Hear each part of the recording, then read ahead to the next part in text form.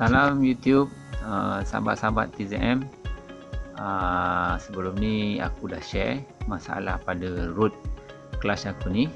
Ball bearing dah melekat kat situ dan dia punya root pun dah kembang. So hari ni aku nak repair lah root ni. Aku gunakan mesin grinder ni. So korang layan lah. Terima kasih menonton.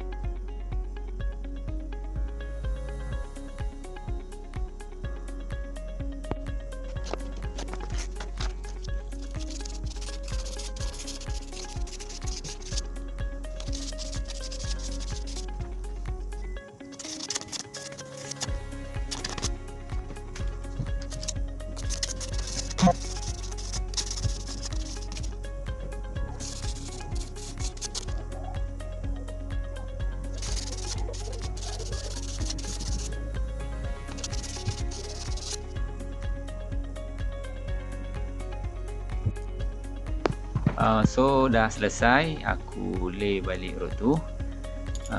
Jadi sebelum ni rod ni tersangkut ni, melekat dalam ni. Jadi sekarang alhamdulillah dia dah boleh lalu dengan aman dalam tu. Tak ada sangkut-sangkut lagi dah. Okey, terima kasih kepada yang menonton. Jangan lupa subscribe channel aku dan follow page FB Motor Aku Bulan Marik. Terima kasih guys. Jumpa lagi.